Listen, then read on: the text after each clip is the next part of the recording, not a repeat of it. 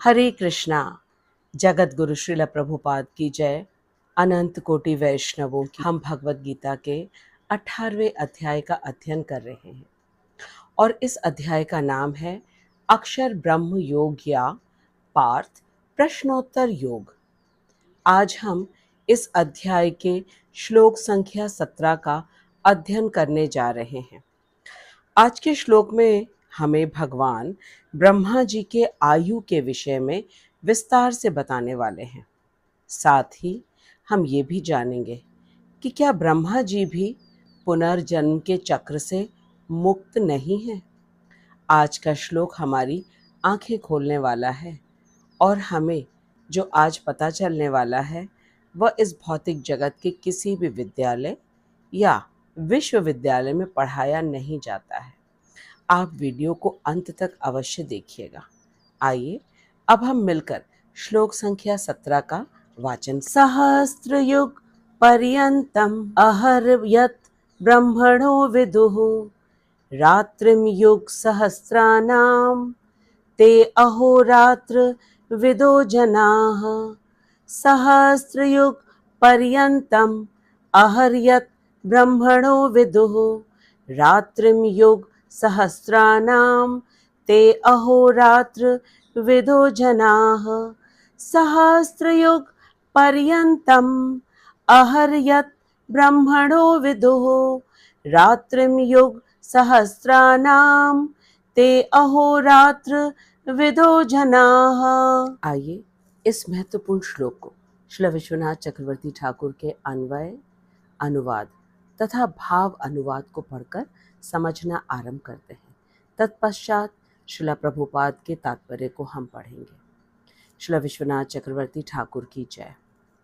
सहस्त्र युग पर्यंतम 1000 चतुर्युग व्यापी ब्रह्मणः ब्रह्मा का यतः जो दिन है, युग सहस्रानाम एवं 1000 चतुर्युग व्यापी रात्रिम रात्रि है, उनको विदुः जो जानते हैं, ते जनाः वे लोग, अहोरात्र विदः दिन और रात के तत्व को जानने वाले हैं। जो व्यक्ति ऐसा जानते हैं कि 1000 चतुर्युग पर्यंत ब्रह्मा का दिन तथा 1000 चतुर्युग पर्यंत ब्रह्मा की रात्रि होती है, वे रात दिन के तत्व को जानने वाले हैं। सहस्त्र युग पर्यंतम अहर्यत ब्रह्मणो विदुः रात्रिम युग सहस्राणाम ते अहोरात्र विदो जनाः। जो व्यक्ति ऐसा जानते हैं कि 1000 चतुर्युग पर्यंत ब्रह्मा का दिन तथा 1000 चतुर्युग पर्यंत ब्रह्मा की रात्रि होती है, वे रात दिन के तत्व को जानने वाले हैं। आज के श्लोक को पढ़कर हमें अच्छी तरह समझ में आएगा कि भिन्न भिन्न लोकों में रात दिन की अवधि भिन्न भिन्न होती है और ब्रह्मा जी के लोक में रात और दिन की अवधि सबसे आइए अब हम समझते हैं कि ये श्लोक भगवान ने कहा क्यों। क्योंकि अर्जुन के मन में ये प्रश्न आया कि श्रीमद् भागवतम में बताया गया है कि महर लोक के ऊपर जनलोक, तपलोक और सत्यलोक हैं और उसने सुना है कि इन लोकों में अमृत, क्षेम और अभय संस्थापित है। तो अर्जुन के मन में ये प्रश्न आया कि क्या ये सत्य नहीं है कि इन उच्च लोकों में अमृत, क्षेम और अभय संस्थापित है। अमृत अर्थात वहाँ पे प्रत्येक चीज़, वहाँ पे वह लोक और उस लोक में रहने वाले प्रत्येक व्यक्ति नित्य हैं। क्षेम का अर्थ है कि उनकी रक्षा होती है वहाँ पर, और अभय अर्थात वहाँ भय नहीं है किसी की मृत्यु का। तो ये प्रश्न अर्जुन के मन में आया। तब भगवान ने अर्जुन के मन में उठे प्रश्न की अपेक्षा करके उसे उत्तर में कहा, नहीं, ऐसा नहीं है। सहस्त्र युग पर्यंतम अहर यत ब्रह्मणो विदुः रात्रिम युग सहस्रानाम ते अहोरात्र विदो जनाः। श्रील विश्वनाथ चक्रवर्ती ठाकुर कह रहे हैं कि जब उस लोक के स्वामी ब्रह्मा का भी पतन होता है तो अन्य लोगों की क्या बात है, अन्य लोगों की बात क्या ही की जाए।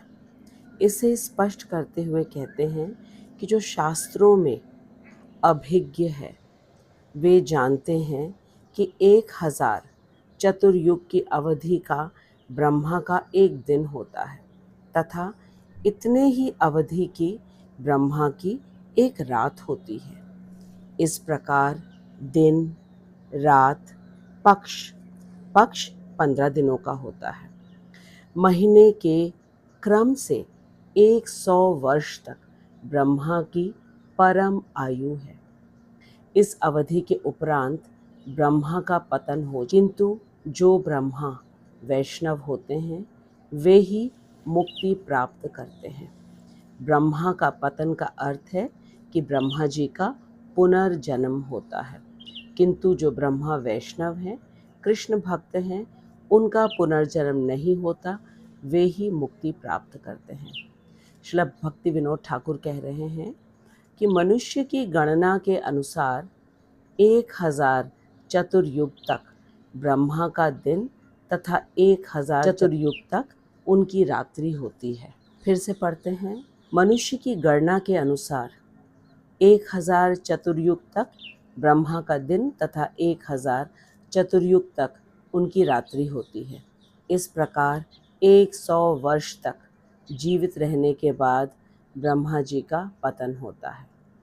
जो ब्रह्मा भगवत परायण होते हैं उनकी ही मुक्ति होती है। जब ब्रह्मा की ऐसी गति है तो उनके लोकगत सन्यासियों का अभयत्व कैसे नित्य होगा, अर्थात उनका अभयत्व नित्य नहीं है। अभयत्व तो है लेकिन नित्य नहीं है। जो ब्रह्मा जी वैष्णव होते हैं उनके लिए मुक्ति प्राप्य है, अन्यथा ब्रह्मा के पद पर आकर के भी पुनर्जन्म अवश्य होगा। यही आज के श्लोक में बताया जा रहा है। श्रील विश्वनाथ चक्रवर्ती ठाकुर की जय, श्रील भक्ति विनोद ठाकुर की जय।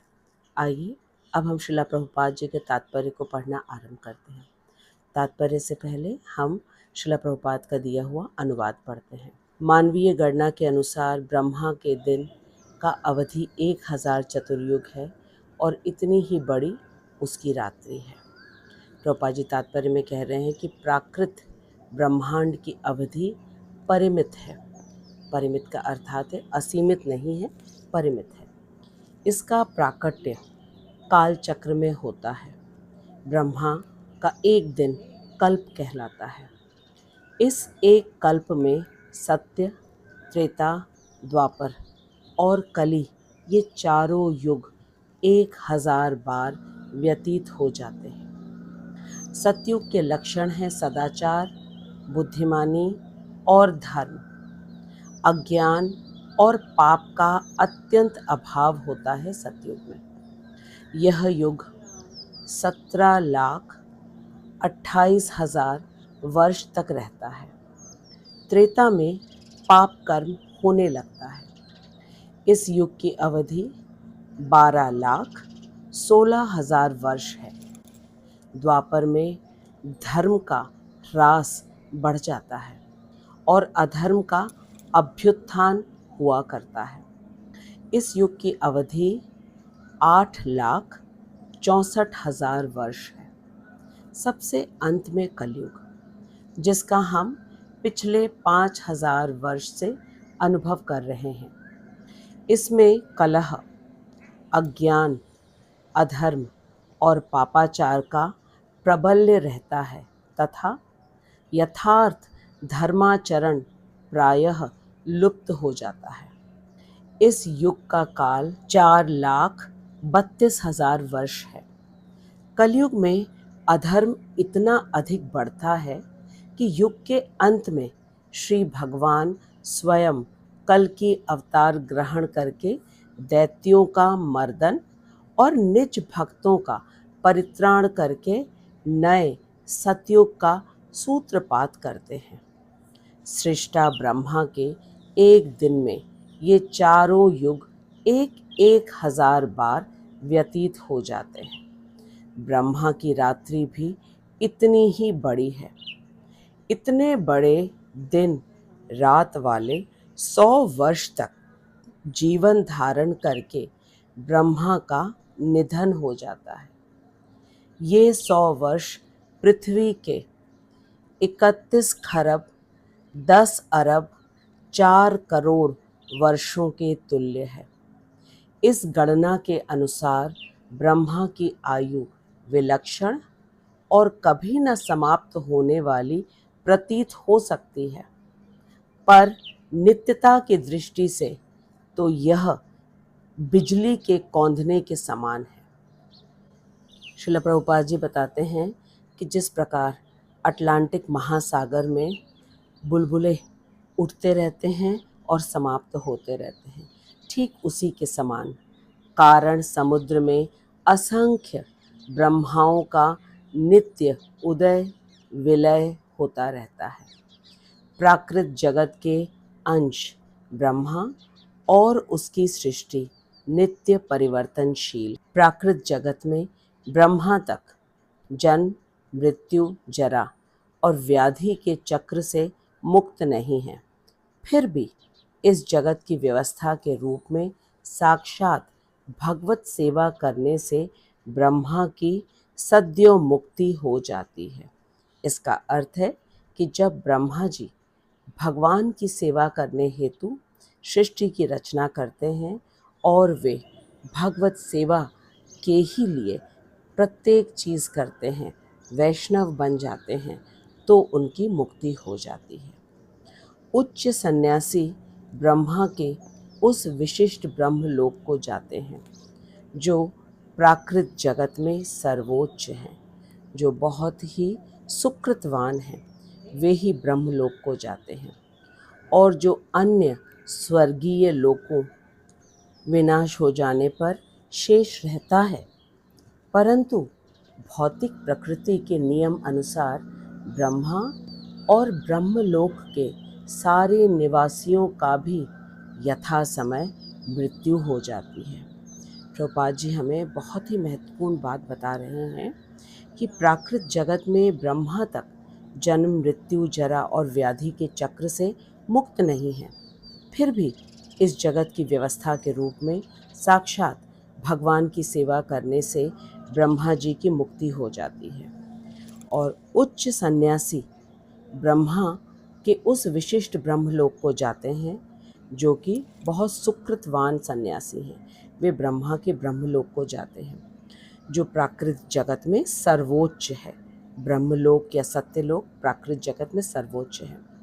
और जो अन्य स्वर्गीय लोकों का विनाश हो जाने पर शेष रहता है, लेकिन भौतिक प्रकृति के नियम अनुसार ब्रह्मा और ब्रह्मलोक के सारे निवासियों का भी यथा समय मृत्यु हो जाती है। हमने श्रील विश्वनाथ चक्रवर्ती ठाकुर, श्रील भक्ति विनोद ठाकुर तथा श्रील प्रभुपाद जी के अन्वय भाव अनुवाद तथा तात्पर्य को अच्छे से पढ़कर ये समझा कि ब्रह्मा जी की आयु हमारी कल्पना से बहुत बहुत परे है, लेकिन ब्रह्मा जी तथा ब्रह्मलोक नित्य नहीं है।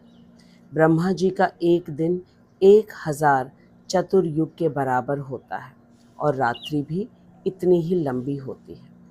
ब्रह्मा जी के एक दिन को कल्प कहते हैं। ब्रह्मा जी के एक दिन में चारों युग सतयुग, त्रेता, द्वापर तथा कलयुग 1000 बार व्यतीत होते हैं। कलयुग की आयु है 4,32,000 वर्ष, जिसमें से मात्र 5,000 वर्ष व्यतीत हुए हैं। इस युग में कलह, अज्ञान, अधर्म और पापाचार का प्राबल्य है। जितना ज़्यादा पाप बढ़ता है उतनी ही आयु घटती है, और धर्म से आयु की वृद्धि होती है। कलयुग से पहले द्वापर था। द्वापर की आयु कलयुग से दुगना थी, 8,64,000 वर्ष। त्रेता की आयु कलयुग के तिगुना थी, 12,16,000 वर्ष। और सतयुग की आयु कलयुग के 4 गुना थी, 17,28,000 वर्ष। सतयुग में सदाचार, बुद्धिमानी और धर्म का प्राबल्य था और अधर्म का अभाव था। त्रेता में अधर्म आरंभ हुआ, लेकिन कुछ नियम कानून अवश्य ही पालन किए जाते थे। रावण ने माँ सीता का अपहरण अवश्य किया, लेकिन उसने माँ सीता के साथ कोई ज़बरदस्ती नहीं की।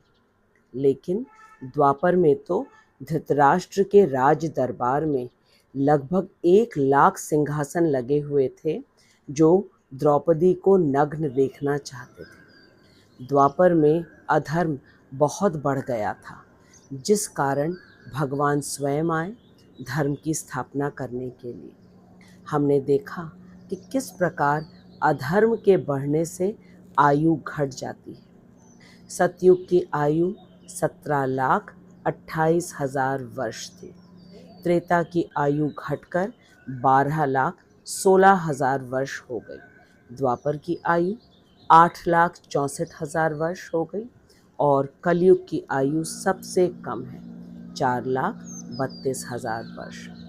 इन चारों युगों को मिलाकर 43 लाख वर्ष होते हैं।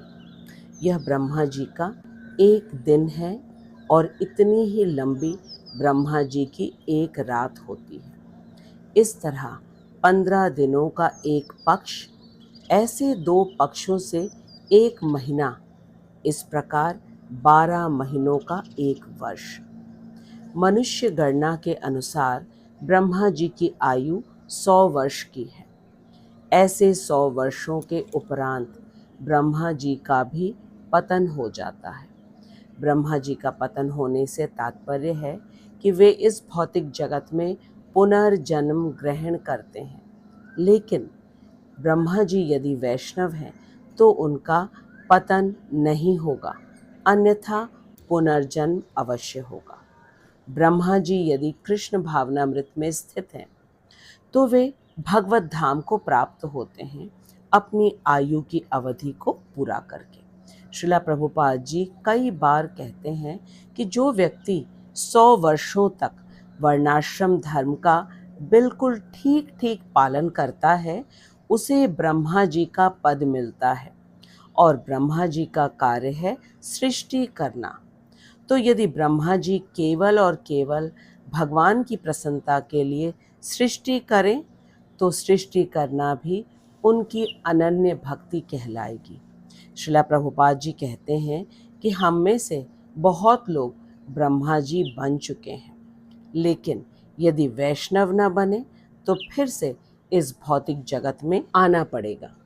लेकिन यदि अनन्य भाव से कृष्ण की कथाओं का स्मरण चिंतन किया और इसके अलावा किसी और वस्तु का चिंतन नहीं किया, जैसे कि धर्म, अर्थ, काम और मोक्ष, और केवल भगवान की मधुर लीलाओं का श्रवण, कीर्तन और स्मरण किया और सब कुछ केवल भगवान की प्रसन्नता के लिए और नित्य निरंतर भगवान का स्मरण किया, तो भगवान कहते हैं कि वो उनके लिए सुलभ हो जाते हैं। सुलभ अर्थात सुख पूर्वक लभ्य हो जाते हैं।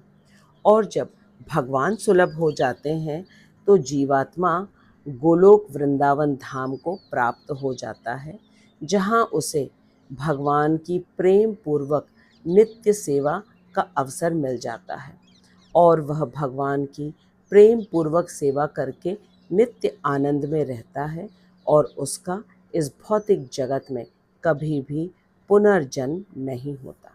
लेकिन यदि भगवान की इच्छा हो या आज्ञा हो तो भगवान का भक्त सुखपूर्वक जन्म लेता है। वह भगवान की लीलाओं में सहयोग देने के लिए अवश्य आता है, क्योंकि अब उसे भगवान का पार्षदत्व प्राप्त हो गया है। जैसे कि अर्जुन, परीक्षित महाराज, भगवान के ग्वाल बाल सखाएं, गोपियाँ इत्यादि इत्यादि। भागवतम के तीसरे स्कंद के तीसरे अध्याय में उद्धव विदुर संवाद में बताया गया है कि समस्त कौरव, पांडव तथा द्वारका के भगवान की 16,108 पत्नियां तथा उन सभी से भगवान के 10-10 पुत्र, फिर उन सभी का विवाह और उन सभी का परिवार, ये सभी भगवान की लीला में सहायता करने के लिए इस भौतिक जगत में आए थे। और भगवान की लीला जब पूर्ण हुई तो ये सभी वापस भगवान के धाम चले गए। भौतिक स्तर पर लगा कि 16 करोड़ कौरवों की मृत्यु हुई या द्वारिका के निवासी आपस में लड़कर मर गए, लेकिन आंतरिक कारण तो ये है कि वे भगवान के साथ वापस भगवान के धाम चले गए। ये सभी भगवान के पार्षद हैं, भगवान के भक्त हैं और भगवान की लीला में सहयोग देने के लिए ये इस भौतिक जगत में सुखपूर्वक जन्म लेते हैं, न कि इनका पुनर्जन्म होता है। अब आइए हम आज के श्लोक में वापस आते हैं और आज के श्लोक को सार रूप में समझें तो भगवान कह रहे हैं कि ब्रह्मा जी का 1000 चतुर्युग की अवधि का दिन होता है और इतनी ही रात्रि होती है, लेकिन यदि ब्रह्मा जी अनन्य भगवत भक्त न हुए तो उनका पतन होता है, लेकिन यदि ब्रह्मा जी वैष्णव हुए तो वे अपनी 100 वर्षों की आयु को पूर्ण करके गोलोक वृंदावन धाम को प्राप्त होते हैं। श्रीला प्रभुपाद जी कहते हैं कि हमारे लिए ब्रह्मा जी का जो एक दिन है, जो कि 1000 चतुर्युग है, इसकी गणना एवं कल्पना करना कठिन है। बिल्कुल उसी तरह जैसे कि दीपावली के समय रात को जो कीड़े जन्म लेते हैं और सुबह मर जाते हैं, उनकी पूरी आयु कुल 7-8 घंटों की होती है। अगर उन कीड़ों से कहा जाए कि मनुष्य के जीवन के एक दिन रात को मिलाकर 24 घंटे होते हैं और इस तरह के 15 दिनों का एक पक्ष होता है और ऐसे 2 पक्ष होते हैं, शुक्ल पक्ष तथा कृष्ण पक्ष, फिर ऐसे 2 पक्षों को मिलाकर 1 महीना, फिर ऐसे 12 महीनों को मिलाकर 1 साल और फिर 1 साल या 1 वर्ष की अवधि का मनुष्य जीवन की आयु के हिसाब से 100 वर्ष होते हैं। ये बात यदि उस कीड़े को बताया जाए तो उसके लिए मानना और विश्वास करना अत्यंत ही कठिन होगा। कीड़े के लिए मनुष्य का जीवन ब्रह्मा जी के समान लगेगा, क्योंकि वह कल्पना ही नहीं कर सकता। ठीक उस कीड़े की तरह हमारे लिए भी ब्रह्मा जी का एक दिन और एक रात, जो कि 43 लाख वर्ष है, हमारे लिए अनुमान लगाना कठिन है। लेकिन ये जितनी संख्या दी गई है प्रत्येक युग की तथा ब्रह्मा जी के एक दिन और एक रात की, हम इसे श्रीला प्रभुपाद जी के तात्पर्य से पढ़ रहे हैं। श्रीला प्रभुपाद जी भक्ति वेदांत है, समस्त वेदों को पढ़कर उसका निचोड़ दिया है श्रीला प्रभुपाद जी ने हमें। श्रीला प्रभुपाद जी भगवान के पार्षद हैं और भगवान ने उन्हें भेजा है हमें भगवत गीता को यथा रूप में देने के लिए। श्रीला प्रभुपाद जी की अहेतु की कृपा से हम सभी शास्त्रों को पढ़ने समझने का प्रयास कर रहे हैं। हमें प्रभुपाद जी के प्रत्येक वचन पर दृढ़ विश्वास होना चाहिए, इसी को श्रद्धा कहते हैं। श्रीला प्रभुपाद जी हमें बता रहे हैं सतयुग के समय तथा त्रेता द्वापर तक 100 वर्षों की आयु होती थी, लेकिन जैसे जैसे अधर्म बढ़ता जाता है वैसे वैसे मनुष्य की आयु कम हो गई है। आगे आने वाले समय में तो मुश्किल से 30 या 40 वर्ष की आयु होगी और कलयुग के अंत में तो बहुत ही कम आयु होगी। इसका कारण यह है कि अधर्म चरम सीमा पर होगा। जैसे जैसे अधर्म बढ़ता है वैसे वैसे आयु घटती जाती है। तब कल की अवतार का प्राकट्य होगा और भगवान कल की तलवार लेकर आएंगे समस्त अधर्मियों का गला काट देंगे। अभी हमारे पास सुअवसर है, जब भगवान प्रेम देने के लिए चैतन्य महाप्रभु के रूप में आए हैं।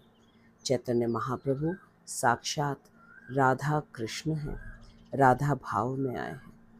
भगवान कृष्ण भक्त के रूप में प्रकट हुए हैं। सभी को हरिनाम देकर वे कृष्ण प्रेम का वितरण कर रहे हैं। हरिनाम कितना सरल है। केवल पूरे प्रेम भाव से हरे कृष्ण महामंत्र का जप करना है।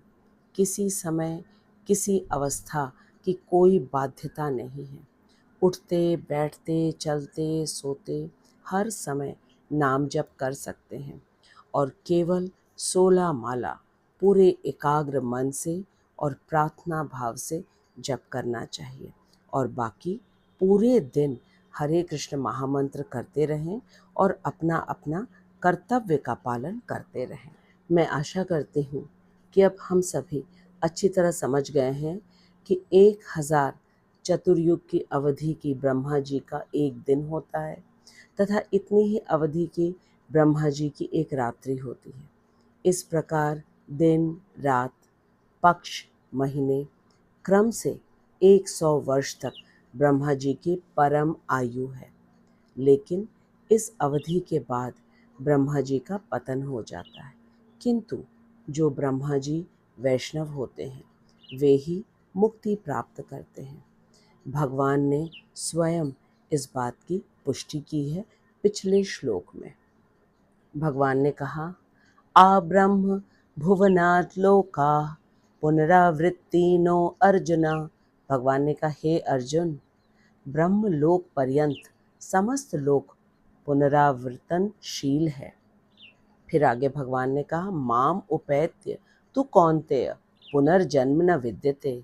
किंतु हे कुंती पुत्र, मुझे प्राप्त होकर पुनर्जन्म नहीं होता। माम उपैत्य तु कौन्तेय पुनर्जन्म न विद्यते। मुझे पूर्ण विश्वास है कि अब हम सभी समझ गए हैं कि पुनर्जन्म से मुक्ति पाने का एकमात्र उपाय है अनन्य भाव से नित्य प्रतिदिन कृष्ण की मधुर लीलाओं का, भगवत गीता के उपदेशों का श्रवण, कीर्तन और स्मरण। मेरे शिक्षा गुरु हिज ग्रेस हरिमोहन दास प्रभु जी कहते हैं कि कृष्ण का स्मरण करने वालों के लिए कृष्ण सुलभ हैं। कर्म, ज्ञान और योग से मिश्रित भक्ति करने वालों के लिए कृष्ण सुलभ नहीं है। भगवान ने 8वें अध्याय के श्लोक संख्या 14 में कहा है, अनन्यचेता सततं यो मां स्मरति नित्यशः तस्याहं सुलभः पार्थ नित्ययुक्तस्य योगिनः। भगवान ने कहा, हे पार्थ, जो अनन्य भावना शून्य होकर निरंतर प्रतिदिन मुझे स्मरण करते हैं, उन नित्य युक्त योगियों के लिए मैं सुलभ हूँ। हम सभी ने खूब अच्छी तरह भगवान के वचन को सुन लिया और समझदार को इशारा ही काफ़ी है। हम सभी को अनन्य भाव से कृष्ण स्मरण करना चाहिए, क्योंकि हम सभी चाहते हैं कि कृष्ण हमें मिले और हम उनकी प्रेम पूर्वक नित्य सेवा कर सकें। श्रीमद् भागवतम के 10वें स्कंद के 23वें अध्याय में भगवान द्वारा ब्राह्मण पत्नियों पर कृपा करने की कथा आती है। कथा इस प्रकार है कि मथुरा के ब्राह्मण यज्ञ कर रहे थे स्वर्ग की प्राप्ति के लिए, और पास के एक अशोक वन में कृष्ण बलराम अपने सखाओं के साथ गाय चरा रहे थे। दोपहर का समय हो गया था और सभी ग्वाल बालकों सहित कृष्ण बलराम को बहुत भूख लग गई। कृष्ण बलराम ने अपने सखाओं से कहा कि पास में ब्राह्मण हवन कर रहे हैं, उनसे थोड़ा अन्न मांग लो। सखा गए, लेकिन ब्राह्मणों ने इन बच्चों पर बिल्कुल भी ध्यान नहीं दिया। बच्चे निराश होकर कृष्ण बलराम के पास लौट आए। कृष्ण ने कहा, कोई बात नहीं, ब्राह्मणों ने नहीं दिया, तुम लोग उनकी पत्नियों के पास जाओ वे अवश्य देंगे। हमारे आचार्यगण कहते हैं कि कृष्ण को कैसे पता चल गया कि ब्राह्मण पत्नियां अवश्य देंगी। कृष्ण को इसलिए मालूम चला क्योंकि कृष्ण सबके हृदय में परमात्मा रूप में है, वे सर्वज्ञ हैं। ब्राह्मण पत्नियों के पास जब ग्वाल बाल पहुँचे और जब ब्राह्मण पत्नियों ने सुना कि कृष्ण भूखे हैं, तो वे सारा भोजन लेकर कृष्ण बलराम के पास दौड़ते हुए चली आईं। किसी के रोके नहीं रुकी। उन्होंने कृष्ण बलराम को खूब प्रेम से भोजन खिलाया, बातें की। फिर कृष्ण ने ब्राह्मण पत्नियों से अपने घर लौटने के लिए कहा ताकि वे अपने पतियों को यज्ञ पूर्ण करने में सहायता कर सकें। जब पत्नियां वापस आई तो ब्राह्मणों ने अपनी पत्नियों को अपना गुरु माना और सोचने लगे कि ये कैसे इतनी भगवत परायण हो गई। हमारे आचार्य कहते हैं कि ये ब्राह्मण पत्नियां केवल कृष्ण कथा का श्रवण करती थीं। इन्होंने कोई वेद का ज्ञान नहीं लिया, लेकिन ये ब्राह्मण पत्नियां जो सब्जी वाली, फल वाली, पान वाली, दूध वाली वृंदावन से आती थी, सब्जी, फूल, पान, दूध बेचने, उनसे कृष्ण के विषय में पूछती रहती थी। इस प्रकार श्रवण करते करते उनके स्मरण में कृष्ण के अलावा कुछ और न था। इसलिए कृष्ण जानते थे कि ब्राह्मण पत्नियां अवश्य ही भोजन देंगी। वे घर में रह रही हैं, अपने समस्त गृहस्थ उचित कार्य कर रही हैं, लेकिन मन से वे सदा कृष्ण के साथ थीं। कृष्ण ने ब्राह्मण पत्नियों को आशीर्वाद दिया कि यह तुम्हारा आखिरी जन्म है, इसके बाद तुम मेरे पास ही आओगी। हमारे आचार्य कहते हैं कि ब्राह्मण पत्नियों ने जीवन की परम सिद्धि को प्राप्त कर लिया। परम सिद्धि है कृष्ण की प्रेम पूर्वक नित्य सेवा करना, और यह ब्राह्मण पत्नियों को मिला कृष्ण के विषय में श्रवण, कीर्तन तथा स्मरण करके। यह है स्मरण का महत्व जो कृष्ण प्रेम की प्राप्ति करा देता है। आज के श्लोक में हमने ब्रह्मा जी का एक दिन तथा रात्रि की अवधि को जाना और ये भी समझा कि प्रत्येक लोक में रात दिन की लंबाई अलग अलग होती है। एक और महत्वपूर्ण बात को जाना कि ब्रह्मा जी के जीवन की इतनी लंबी आयु के बाद भी पुनर्जन्म हो सकता है। भौतिक जगत में अधिकांश लोग ये सोचते हैं कि उच्च लोक में जाकर उच्च कोटि की इंद्रिय तृप्ति करेंगे, क्योंकि वहाँ इस भौतिक जगत के तुलना में बहुत बहुत सुविधाएं उपलब्ध हैं। ब्रह्मा जी के लोक में बहुत बहुत सुकृतवान लोग ही जा पाते हैं, और ब्रह्मलोक की रात और दिन की अवधि भी सबसे ज़्यादा है, लेकिन ये अवधि भी एक दिन समाप्त अवश्य होगी और फिर से जीवात्मा को इस भौतिक जगत में आना पड़ेगा, जहाँ जन्म, मृत्यु, जरा, व्याधि का चक्र चलता ही रहता है।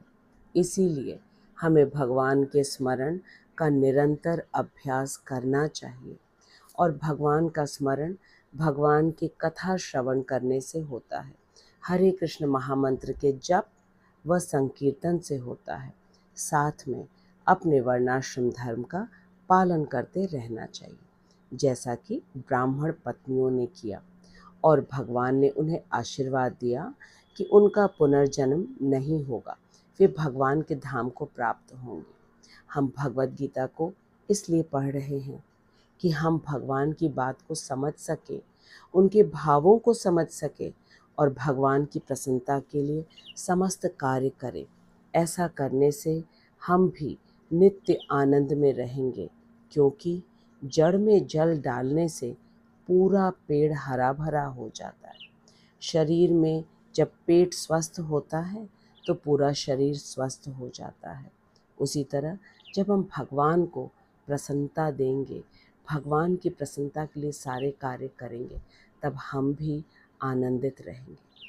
आज के श्लोक में जो सबसे महत्वपूर्ण बात है वह यह है कि ब्रह्मा जी और ब्रह्मलोक तक नित्य नहीं है। ब्रह्मा जी भी पुनर्जन्म से मुक्त नहीं है, लेकिन एक कृष्ण भावना भावित भक्त केवल हरे कृष्ण महामंत्र करके पुनर्जन्म से पूर्ण रूप से मुक्त हो जाता है और गोलोक वृंदावन धाम को प्राप्त होता है। ये है हरे कृष्ण महामंत्र की महिमा। भगवान को स्मरण करके मरण से मुक्ति हो सकती है। यदि नित्य स्मरण है तो नित्य मरण से मुक्ति मिल जाएगी। यह भगवान के वचन है, इस पर हमें कभी भी संशय नहीं करना। मैं श्रीला प्रभुपाद जी, श्रीला विश्वनाथ चक्रवर्ती ठाकुर, श्रीला भक्ति विनोद ठाकुर तथा अपने शिक्षा गुरु हिज ग्रेस हरिमोहन दास प्रभु जी को दंडवत प्रणाम करती हूँ, जिनकी अहेतु की कृपा से हम सब मिलकर भगवत गीता को समझने का प्रयास कर रहे हैं। मैं आपको हृदय से धन्यवाद देती हूँ कि आप अपना बहुमूल्य समय भगवान के श्री वचनों का श्रवण करने के लिए लगा रहे हैं। अब हम अगले सप्ताह मिलेंगे अगले श्लोक के साथ, जहाँ भगवान हमें ब्रह्मा जी के दिन तथा रात में आश्चर्यजनक रहस्यों का खुलासा करेंगे। यदि आपके मन में कोई प्रश्न हो तो अवश्य कमेंट बॉक्स में लिखिएगा। मैं आपके प्रश्नों का उत्तर देने का पूर्ण प्रयास करूंगी। जब तक हम अगले सप्ताह में मिलते हैं, तब तक आप खूब मन लगा के, खूब हृदय से हरे कृष्ण महामंत्र का जप करिए। ये पुरुषोत्तम मास है। भगवान ने हमें भक्ति करने के लिए एक अधिक मास दिया है, तो इसका पूरा लाभ उठाना चाहिए। जगत गुरु श्रीला प्रभुपाद की जय, अनंत कोटि वैष्णवों की जय।